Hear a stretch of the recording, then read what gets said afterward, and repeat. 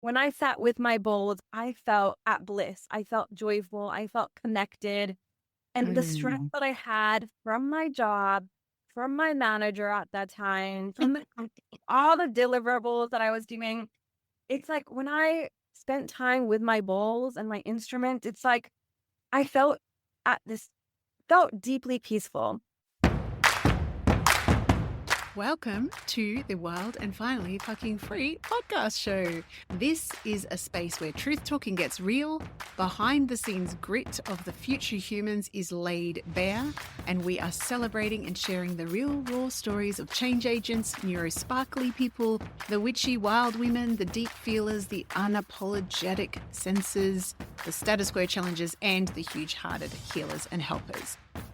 And guiding you through this wild ride of entrepreneurship and full heart-led contribution to the world is me, your host, Kylie Patchett, aka KP. I am a proudly neurosparkly, natural-born status quo challenger, and I thrive on helping disruptors, rebels, and revolutionaries find their voices, amplify their message into the world, and harness their raw potential, alchemize it into unleashing your full potency. Not only will I be sharing the behind the scenes of some of the most amazing, most status quo challenging thought leaders, I'll also be lifting the veil behind my own business. In 2024, I 18x'd my monthly income. Still blows my mind to say that. And this year I am leaning into how joyful and fun it would be to shift from 6 figures to 7 figures in a quantum shifting year, all through leading from my full unapologetic voice, my unleashed potency, and with my big, wildly lit up heart leading the way every single step of the way. So together with my guests, I am going to be sharing the mess and the magic, spilling the tea on the identity shifts behind stepping into thought leadership, breaking the ties that bind us, unlearning old patterns, and reweaving brand new ways of living, loving, learning, and leading. We're here to break boundaries, reimagine what's possible, all while collapsing timelines and leading with joy, love, and our fiercest wild woman selves. This is not just a podcast. It is a rebellion. It is a revolution. It is an invitation to join the Mad Hatters collective movement. And by Mad Hatters, I mean all the colourful, creative, gorgeous, world-changing, out-of-the-box humans out there. If you've ever longed to be wild and finally fucking free, this is your sign to lean in. Let's get started.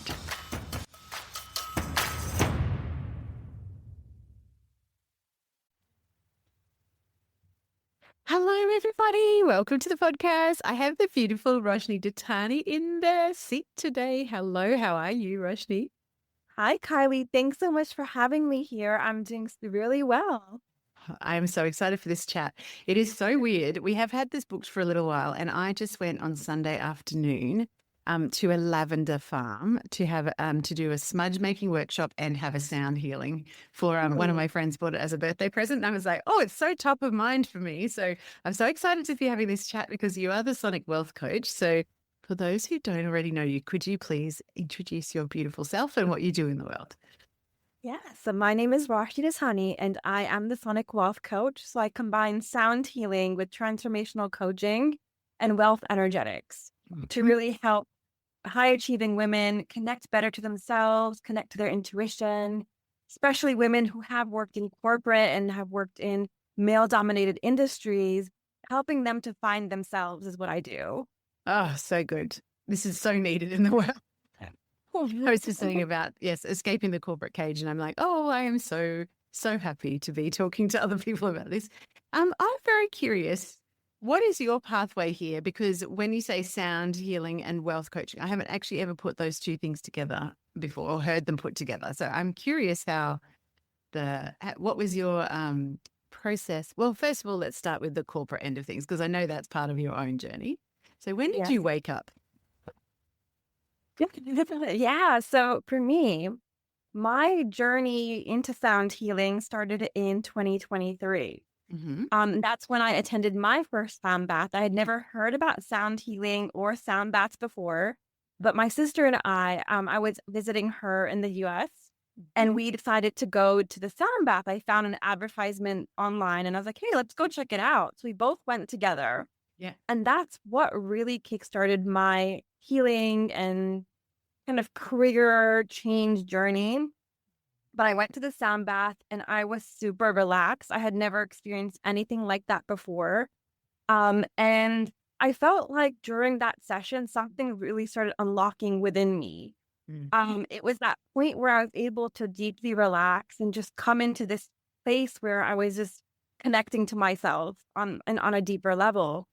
And from there on, I just started getting all of this insight about what I really need to do on my journey. And it was more about me trying to help other people by using sound healing and using healing modalities to help people in a similar journey that I've been on.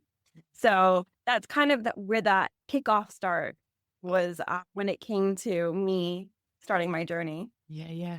So I wonder, do you feel like there was something in the water before you went to the sound healing and the sound? Because you use the word unlock, which I think is such a beautiful, like I can really feel that in my body. And having just done a sound bath like 2 days ago, I'm like, yeah, that's what it does feel like. But do you feel like there was some inkling that was like this life in this corporate cage is not really fulfilling? Or was the sound healing like, oh, the light just turned on? Yeah, I mean, I think things were happening behind the scenes. So I worked up until then for in corporate for more than 10 years. Mhm. I started my career working in banks. So I worked at JP Morgan and then Merrill Lynch, and then I moved into the fintech space. Yeah. I thought maybe I needed to come out of working in those big corporations and maybe a smaller company, a startup would be better for me. Mm. So I moved into fintech, but again, I was burnt out. I was tired. I had so much on my plate, and I thought maybe that would help. Maybe me not having to dress up in a suit would Yes. make things a bit easier, but actually it didn't. And it just got worse. And Yeah. I found that as my paycheck increased, I was having much more stress in my life. I was Yeah. having so much happening in terms of, just me not having my own personal time. And it was impacting my health. It was impacting my relationships with my partner and my Mm. family and friends. And um, I think that sound bath was that trigger point. But I think before that, I was already feeling the effects of the corporate burnout. Yeah. It's so weird, isn't it? Because we so much conditioning to say like this is what you do. Like you go to school and then you go to uni or college, whatever you call it in your country, and then you go and get the piece of paper and you get the job and it's all supposed to just be roses.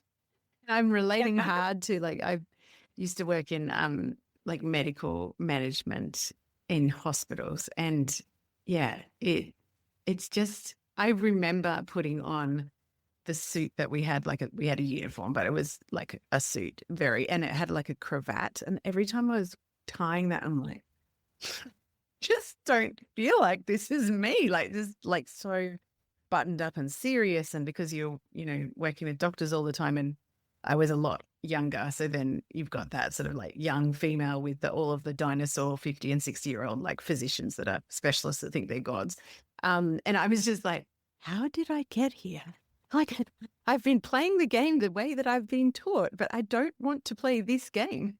Like it's taking me away from myself. It was such a weird, like the lie that we've been taught versus the truth that it feels like in your body is like, I'm just thinking for those of our listeners that have heard of sound healing but maybe haven't experienced it, maybe we need to take a little step back and just be like, what actually is sound healing in terms of like what's the general experience? Like I was just hanging out on Instagram listening to some of your beautiful sound healing tracks on there. So I'm like, when we'll do the show notes and put your link there, but I'm like, oh, so good, so good. But for those who haven't experienced it, do you want to like give a little, I don't know, like a beginner's 101 of sound healing?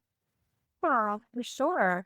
So sound healing is a modality where you use vibrations, frequencies, to really bring this balance into your body. So through instruments such as crystal singing bowls, tuning forks, gongs, chimes, any other ancient instruments like drums, these all carry different frequencies. And when we use sound healing and through sound healing experiences, these instruments impact our body on a multidimensional level. So spiritually, emotionally, physically.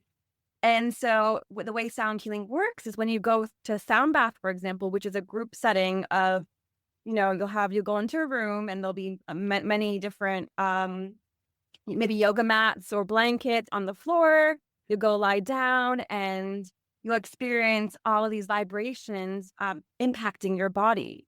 And generally, with sound healing, the main type of benefit and effect it has is it's deep relaxation. So you end up feeling really relaxed. Sometimes you'll go to sleep, or sometimes you'll have visions. Everyone experiences sound healing in so many different ways, and there are so many wonderful benefits to it. Oh, it's so good. As you're talking, I'm literally laying in a lavender field. Like you've already got all the smell of the lavender around you, and then this sound healing. And I was thinking, why do we not why do I not actually just rest with sound? Because I know this, but it's like, I don't know. It's like I don't know, get caught up in the busyness of the world or whatever. I did have an experience though on Sunday night for the very first time where the lady opened the session with a drum that she'd made herself, and that was all fine. That was like, just felt quite relaxing, and, you feel it in different parts of your body. And I felt that kind of like, I always feel like it was like a bit of an unfurling, like I'm like, oh, okay, like I'm a bit loosey-goosey here. But she had and I don't even know what instrument it was because I had my eyes closed and had a lavender eye patch on, as you do. But it was very, very deep sounding. And I don't know whether it was because it was so close, because she was moving around and like really playing quite close to us. But myself and my friend Janelle that was there, the really deep sound actually felt really uncomfortable. And I was like, oh, I wonder if is that like a different frequency that maybe there's, what's that about? Because I was like, oh, this is a new sensation. I was not expecting this. Wow, so that's really interesting. So I don't know what instrument was played, but generally with deeper sounds, they impact our lower chakra. So our root chakra, our sacral chakra.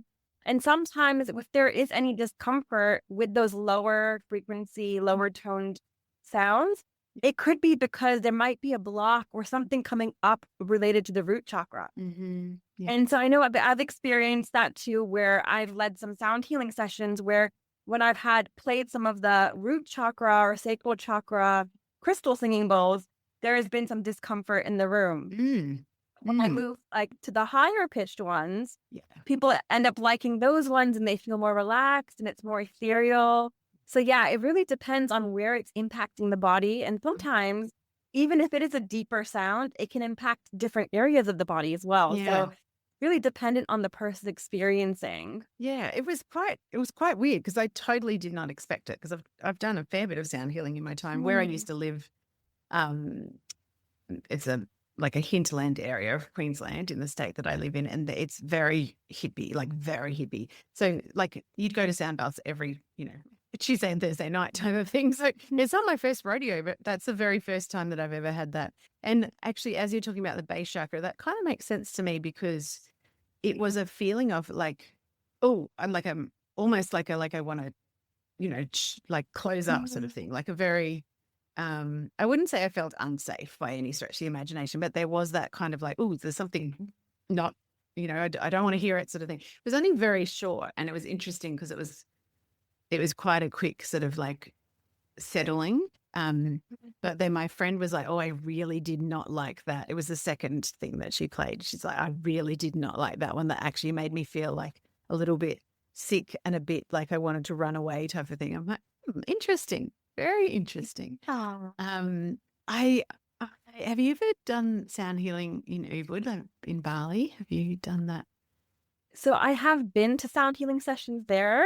So yeah, I was actually in Ubud last April. So I went for a sound healing training there, and it was amazing. Yeah. There's a place called the Yoga Barn there where you can go to sound healing. Yeah, and it books out forever in advance. I've been a few times. Beautiful. I was there like I think 3 or 4 times during my trip. I was so jealous. I took my the last time I was in Bali was 2019, and I've got two daughters, 12 months apart. One is like very like, I'm into all of mum's witchy stuff. And the other one very not so much. And so my daughter and I went to there, and she's like, because you know how long it is, and that it's such a beautiful, like I'm always off with the fairies during that. And for people that haven't experienced it, it's there's a group of monks usually that play. It's a Tuesday night thing. And you go up into this beautiful Balinese, like multi-level story building. I know you know, but just for our listeners. And you are all sort of laying around, but also then there's multiple sets of bowls that they will play very close to you or different parts of your body. And I am always, every single time, like totally like I'm on some sort of journey out in the ether.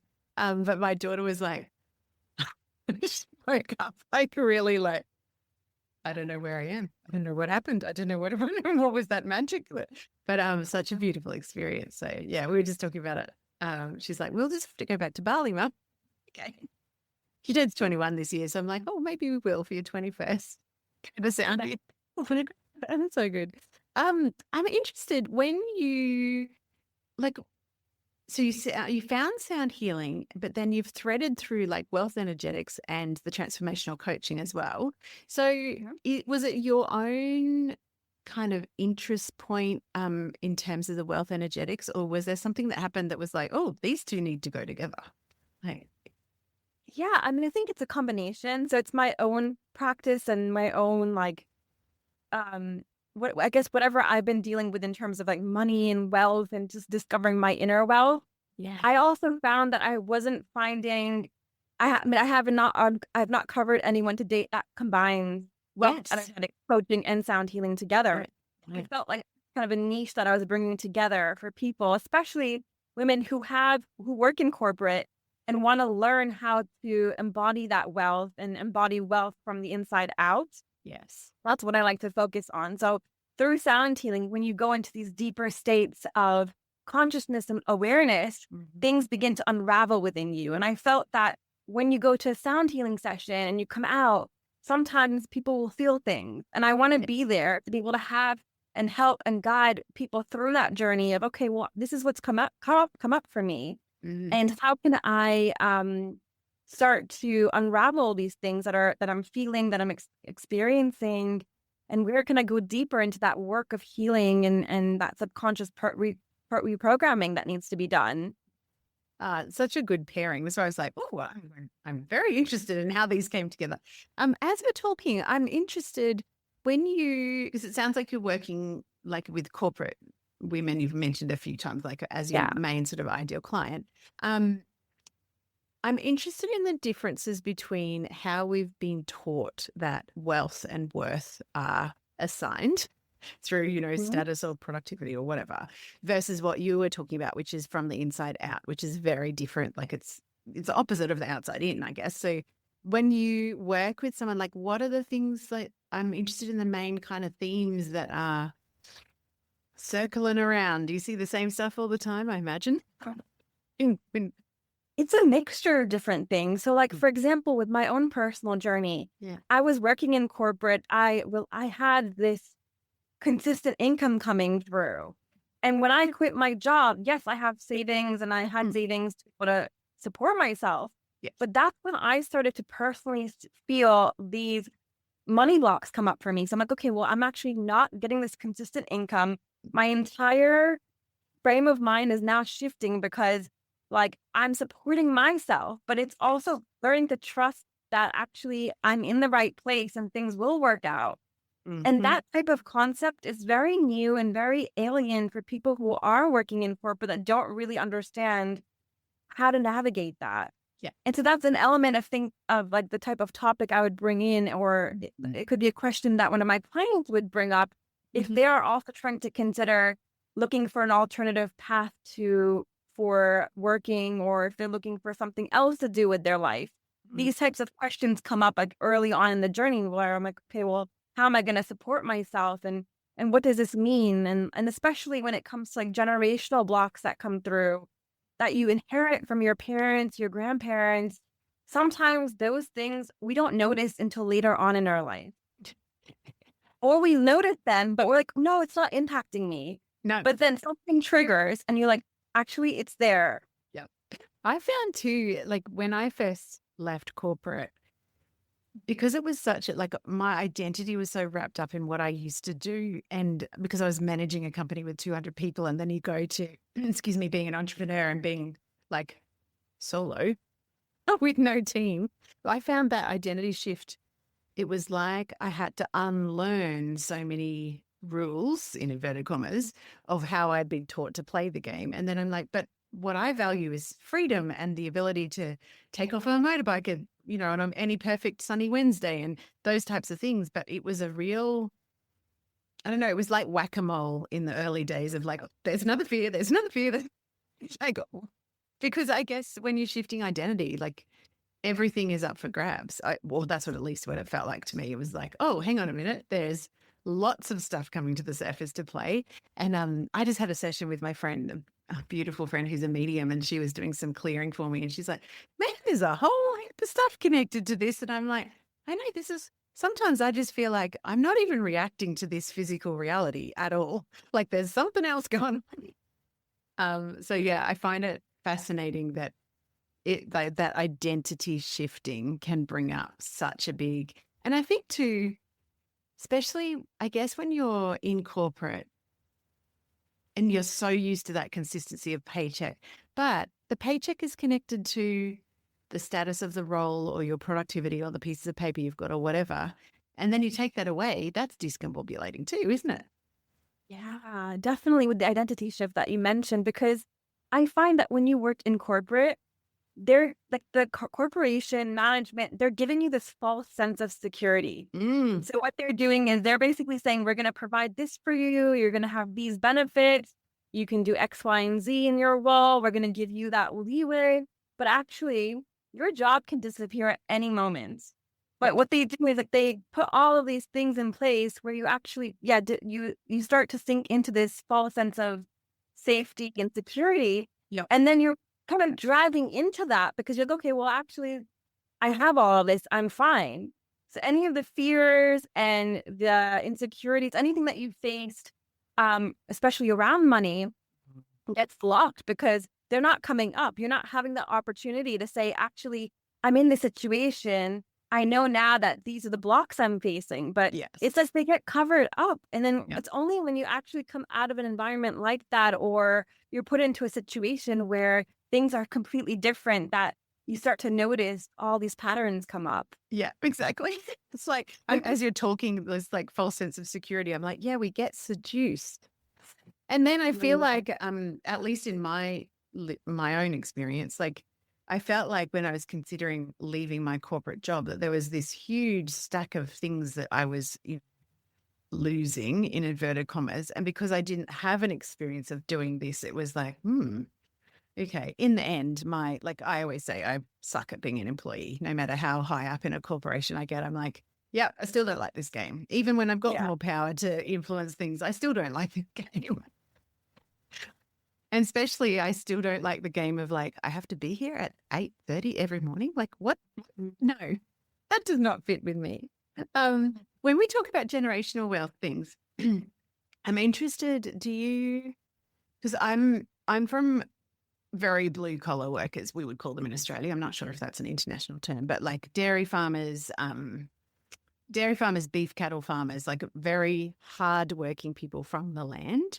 And so there is an insane work ethic that I've been brought up with. And also my dad was 55 when I was born, but he was born in the Depression in 1920. So that like he had lived through and he was the eldest of 9 Irish Catholic kids. So you can imagine like there wasn't much around. And so I definitely was exposed to multiple messages about money that were not helpful for entrepreneurship. And that's why, like, when I was saying to you, you've already done this once around the entrepreneurial flagpole and went back to corporate. But when I look back, I'm like, with a lot of self-compassion, obviously, I just created a business that was more working hard. Like I created a job for myself, but worse because I was working even more hours. And so, yeah, I'm interested in how the generational patterning impacts us now. And I feel like it's really important for people, if they're listening and they haven't left corporate, like, be ready if you're going to take the leap. Like, just know that these types of things will maybe crop up for the first time. But what are some of the generational things that you find are present for people?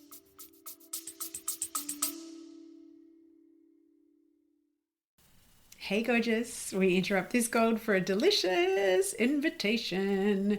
If your whole body has been whispering more lately, more voice, more truth, more satisfaction, more clients of the soulmate variety, more cash, more you, then this invitation is for you. Potent, my sister mind is officially open.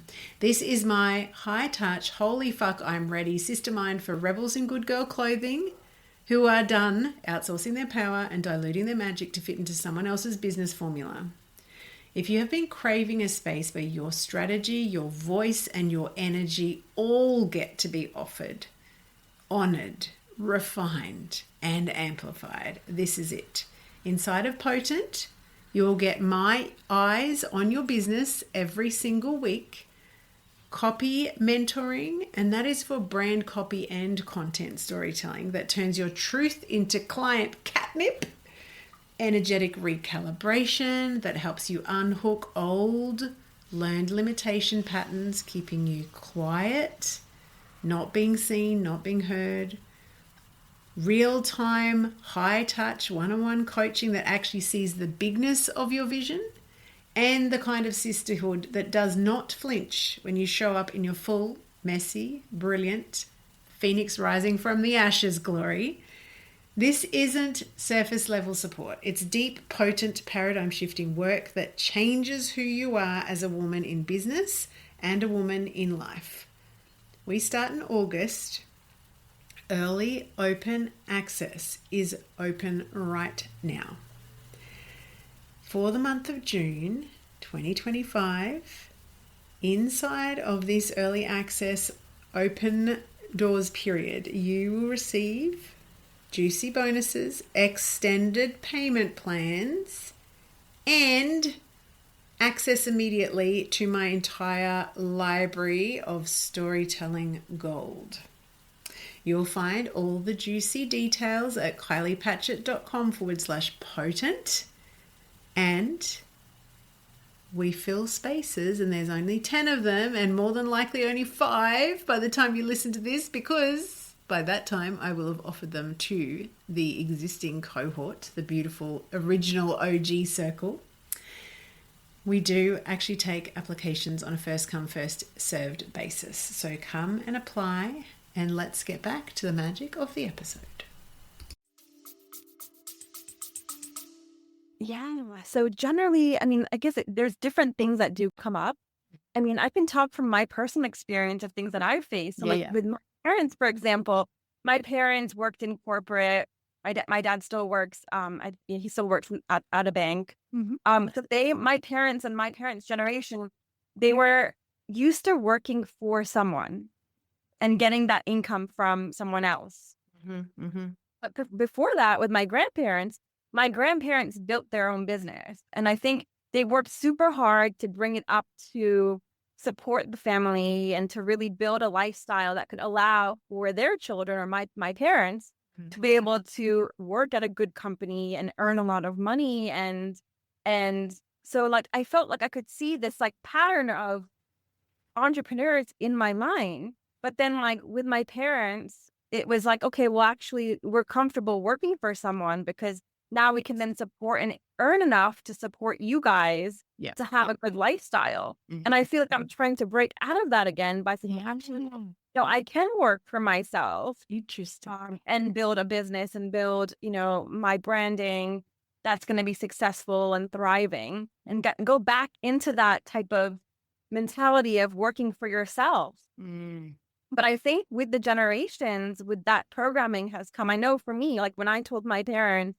that I was leaving my corporate job and starting my own thing, there was a lot of hesitancy and fears coming up. Like, okay, are you going to make it? Do you have enough savings? Like all of these questions and worries came up.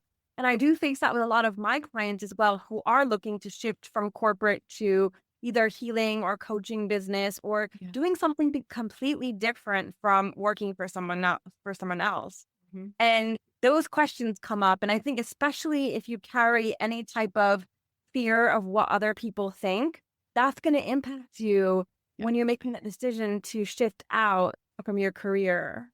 That was my next question about your parents, because I'm like, I know that my parents just thought I was mad.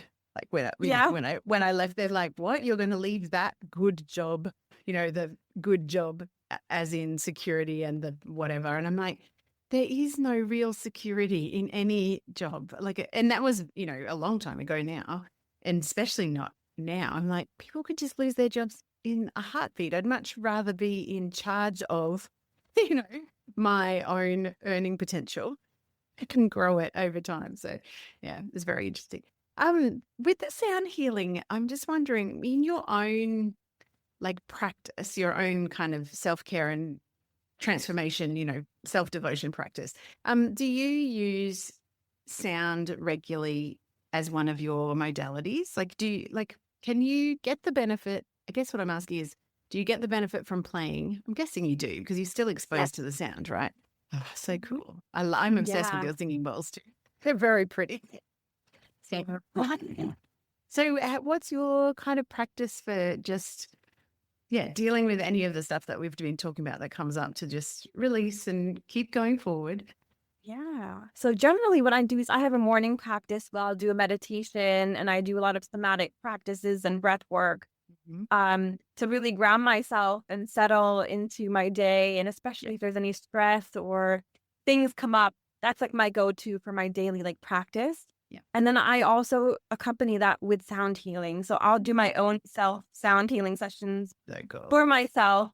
And that helps also to release any blockages, helps with anything that's happening internernally. Yeah. So that's like a daily thing that I do for myself. And then I also attend sound baths just to be able to switch off completely and be able to give myself that self-care and self-love and receive from someone else. Yeah, so good. Oh, so good. My body is like, oh, I just want to lay down in the lavender. Do you think that, because I live in a little country area, so there's not actually that much sound healing where I am, although apparently this is a regular thing, which I didn't know. But do you get the same benefit? And I'm guessing not, but if you were listening to like a track of someone playing bowls or whatever sound healing instruments, would you get the same benefit, or is it slightly different? I think the benefit would be the same, but the experience would be different. So when you're in a room and you're actually feeling the vibrations physically and having those instruments around you, that experience is completely different because you're getting instruments and sounds and vibrations coming through different parts of the room. And depending on the size and shape of the room, those vibrations might be really, they might be really powerful. Yeah. But I also believe that with virtual sessions and online sessions, you can also benefit equally. And that's something I offer. So my primary way of working with my clients is online. So I do virtual sessions. And of course, I have the equipment to be able to make sure that those sounds come better through Zoom and online. But I think the benefit is there.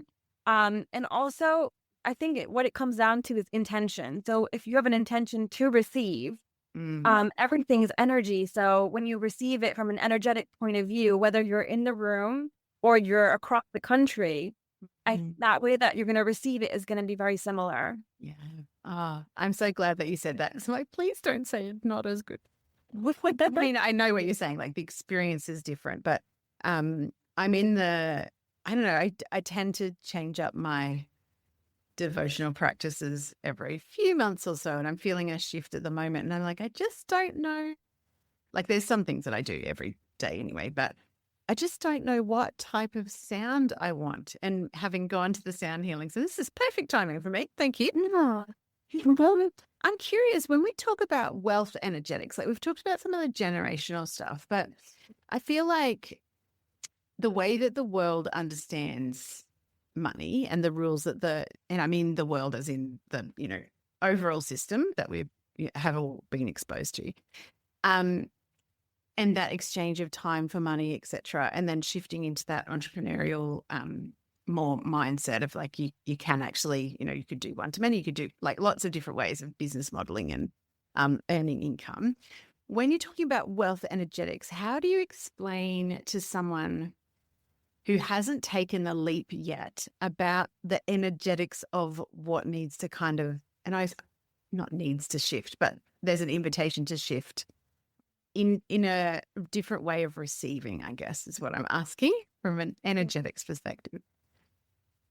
So what I would say is from that perspective of someone just who is about to shift from corporate into doing something that they love, I think it all comes down to alignment. So when you're doing something that is in alignment with who you are, and what your purpose is, what really drives you, what fulfills you, what makes you feel good, that's where the money is going to come. That's where the wealth is going to come, because you're not putting a cap on something. And I think that's like where the whole abundance mindset comes through, where when you start to look at things from this infinite perspective, that there's so much out there that we don't even know because we can't even see it. And it's going from the seen to the unseen.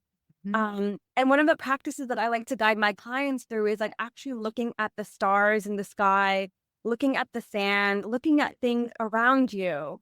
And when you start to look at those things and you notice, actually, I can't even count the number of stars that are out there.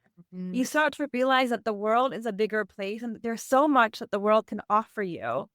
And it's just tapping into that mindset and knowing that, okay, as long as you're in alignment with what you love and what drives you and the alignment with your heart and your mind, that's where that shift is going to happen. Yeah. Such a good example. I love coming out. We've always got fairy lights in our backyard. So where I'm looking out into my garden, there's like strings and strings of fairy lights. And every night when I make the transition from my garden office back into my house, I take a moment just to, have my feet on the earth. And I was looking at the stars last night. I was like, this is such a good example of our capacity to understand that when we are like welcoming in whatever it is that we're welcoming in, that we're not actually taking away from someone else. I feel like that's one of those, like that binary that a lot of us have grown up with, like, there's only a certain amount. And if the one at the top of the pile gets it and all of those types of things. And I'm like, but there's so much in the sky when you look up, especially where I live, because there's no light. So I'm like, there's like, I don't even know what number, like I'm going to say close to infinity because the number's got too many zeros.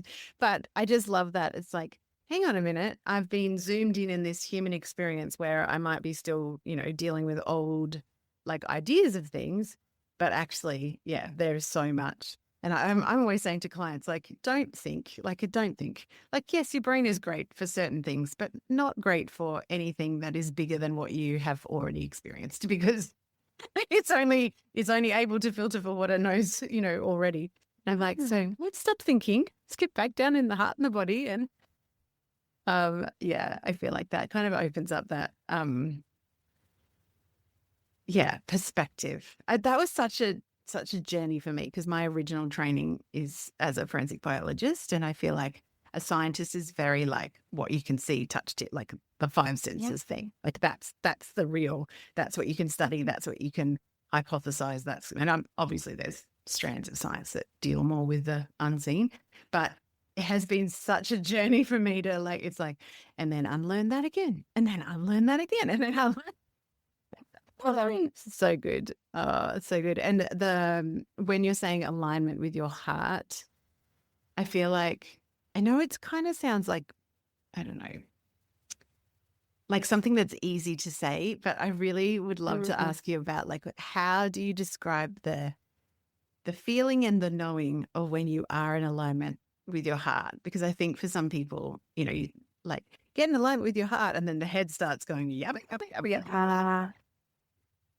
Yeah. So with that, it's like the alignment with your heart. It's like you have your ego, which is this voice that's telling you and keeping you in that safety position of, okay, don't do that or do this. And, like it's giving you those voices that it's that voice where, you know, it's trying to protect you from doing things that you should really be doing. Mm-hmm. And yeah, alignment with your heart sounds so easy, but it's so difficult. But I think it's like when you actually start to connect with yourself on that deeper level, where you spend time with yourself, you take time out for yourself, and you start to hear that voice internally that's giving you that guidance that you know is going to actually help you to thrive and help you to achieve that dream that you've had internally that sometimes you've just not been able to get into because of those blocks and because of your ego's voice. Yeah. That's like the voice of the heart that I'm referring to. But with that, it's like when our head gets in the way, that's where we sometimes don't hear our heart because we're hearing our head and hearing the ego. Yeah. And it's like taking that time out, resetting, allowing yourself just to like breathe. That's where that voice comes through. I've got this thing that I'm constantly saying in sessions. Like I many, many years ago, I trained in more mindset modalities. Like before we all knew that somatically there's some stuff going on that's not going to be covered in mindset. But anyway, back then, I used to say, like, we've got this part of our brain, and whether you call it ego or whether you call it the prehistoric brain, like, and back in those days, we used to say lizard brain. I'd be like, well, my lizard brain's name is Brian, and I'm quite often putting him in the corner in a big bag with a box of popcorn or something. Like, you just sit over there and got this, like, the heart is in control here. Like, we don't have to worry about because that voice can be so convincing. And then all of a sudden you're like, oh, hang on a minute. I haven't taken the time to be like resting and just gently allowing that voice of knowing to come to the surface. Because I find, that's still an edge for me of like the staying in the doing mode because I'm so excited or motivated to get something done or to create something that, it's like, hang on a minute. Hello, how are you today? They're just reconnecting. When you realize it was time to actually take the leap with corporate, how much mind and heart jockeying or ego and heart jockeying was going on? Oh my gosh. So yes, it was at the end of 2023 that I was kind of playing with that idea of leaving my corporate job. Mm-hmm. I think what happened was probably middle of 2023, I was hearing this like internal voice, my heart saying, okay, it's time for you to think about leaving corporate, and gently telling me, whispering in my ear, that time is coming up, think about it. And, there's something more that you're going to be doing with your life. And it's not just going to be in corporate. Yeah. I felt it and I was like, okay, that feels right. It felt right in my body. Mm-hmm. But then as time was going by, it's like those voices. Oh, what's going to happen if you quit your job? What are people going to think? What's going to happen with your job title when you tell people you're no longer working, not managing this huge global team anymore? And, all these voices were coming into my head, all these things. And it's like, I was getting drowned out by them because I'm like, okay, well, now there's so many things I need to think about because if I leave my job, I have all these worries and all these problems and all these things I need to think about down the road. So with that, during my journey at that point, I remember sound healing really helped me. So that's where I was using sound healing for my own practice. And bring that back, it was like, okay, when I sat with my bowls, I felt at bliss. I felt joyful. I felt connected.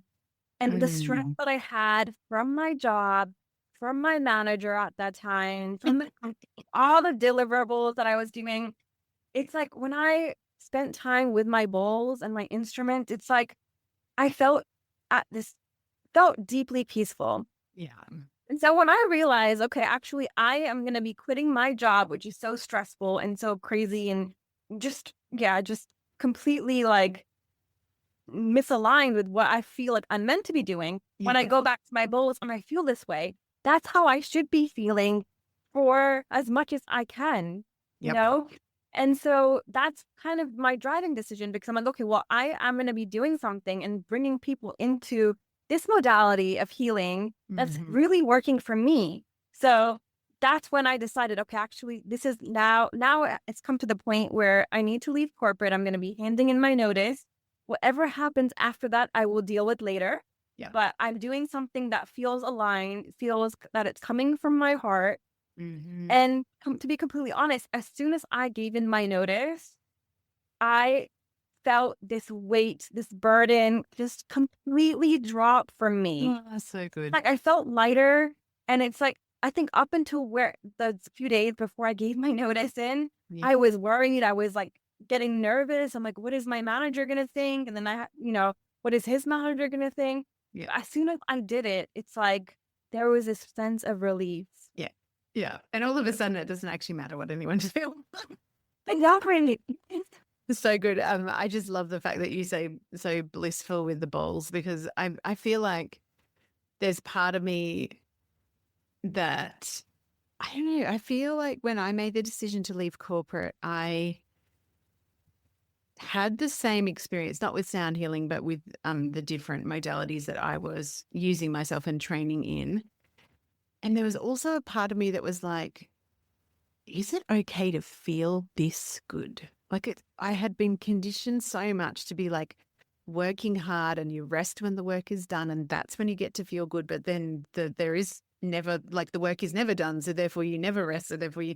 And I feel like that was a real edgy expansion. Like now it's fine, but when I first left, I was like, okay, this is actually deeply uncomfortable for me to actually feel this good. And then I'm like, that's insane. Like I had to really, anchor into like, this is my birthright. Like peace and calm and abundance are actually our natural state. It's not something that I have to work like 200 hours a week to actually earn.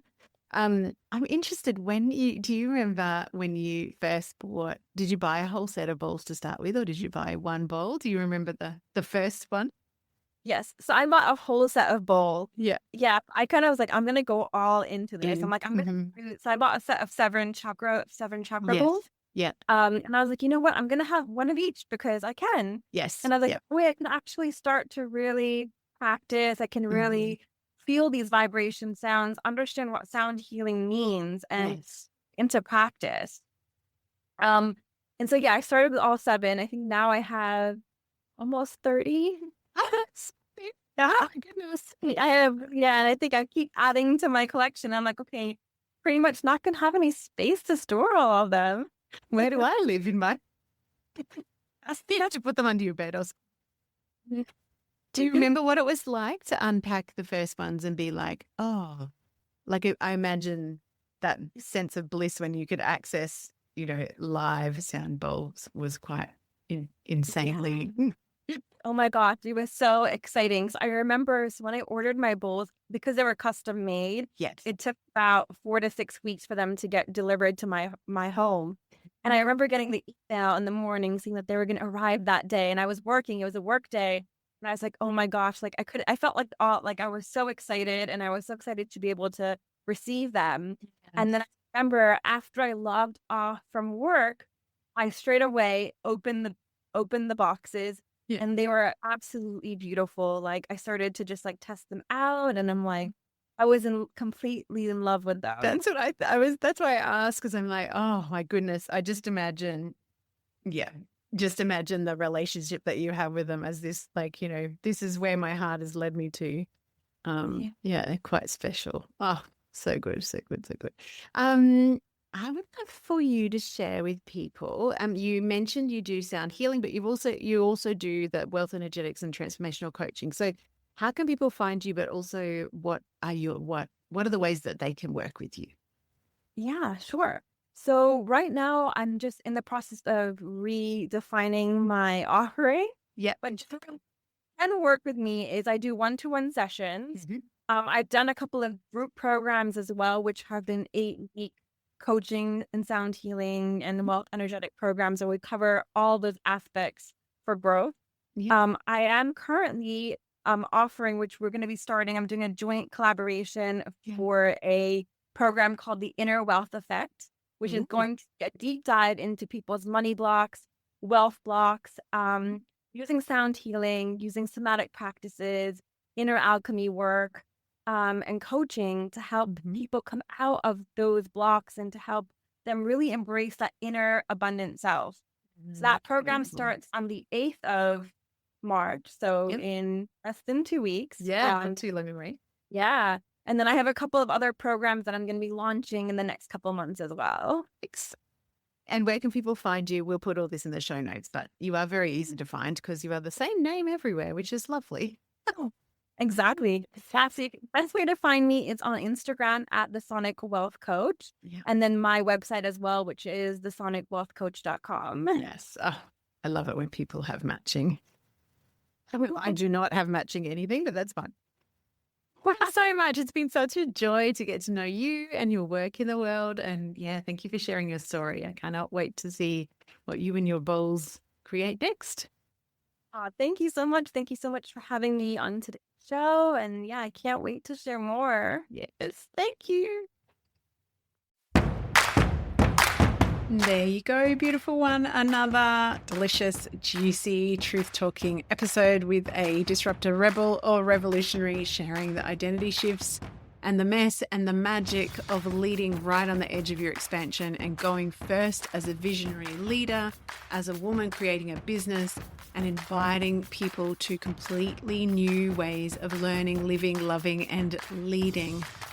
It is not lost on me that you have invested your time and your energy in listening to the show. I am so grateful for your beautiful heart, for the work that you do in the world. And I know that if you're here, you are more than likely one of what I call the Mad Hatters. So the quirky, colourful, creative, out of the box, often neurosparkly, paradigm shifters and thought leaders. So I'm so grateful that you're here. If you loved this episode, which I'm sure you did, please do me a favor and share it with someone else who needs to understand that their quirkiness and their full unapologetic self-expression is more than enough and in fact is the secret sauce to growing a wildly successful, abundant, nourishing, sustainable business. So here is to us, the Mad Hatters, the crazy out-of-the-box people saying no to old paradigms and inviting into the new. And if you'd love to go the extra mile, please make sure that you subscribe on the platform that you're on so you never miss an episode. And hey, it would be sweet, sweet, sweet if you would leave us a 5-star review. It means the world to us and it helps us get this truth talk and this magic and this power out to even more Mad Hatters. So have a beautiful day and I will speak with you next week.